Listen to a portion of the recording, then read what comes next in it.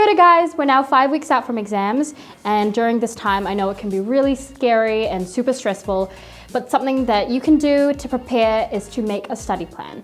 Now let's get into how we can do that. What makes a good study plan? One thing that you can keep in mind is to keep it realistic and sustainable. Think about other things you have going on, such as extracurriculars, hobbies, and general life. Make sure to arrange your study schedule around these things.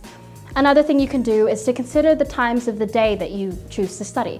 Now, some of us like working better in the morning and other people like working better at night. Make sure that you're working at a time that suits you best. One more thing that you can think of is to set goals for yourself while you're studying. Now, you could, but you shouldn't necessarily sit down and say, I'm going to finish this whole essay. Say you want to study for a couple of hours, try get maybe the first 2 body paragraphs done. At least this way you don't feel like you're completely failing and you've actually ticked off a goal that you've set for yourself.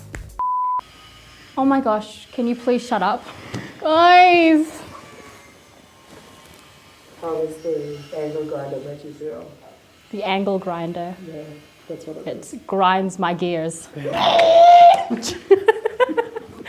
Similarly to the last step, create an endpoint when you're studying. So for example, you'll say, I'm going to do this exam past paper. At least once you finished it, you know that this is a good time to stop studying and to take a break. Lastly, go easy on yourself and try again. Things don't always go the way you want it to in life, and that's fine. Remember to learn from your failures and to keep learning and growing as you go. Also guys, if you really want to stay on top of your study plan, you should check out our study time planner at studytime.co.nz/planner. Making a plan is one of the best ways to stay in control of your learning. It's also really good to assure that you're not overwhelming yourself too much. Now, studying can feel like an endless task, but remember that a study plan is really helpful to keep you on track of whatever goals you're setting for yourself. You don't want to just stress the study.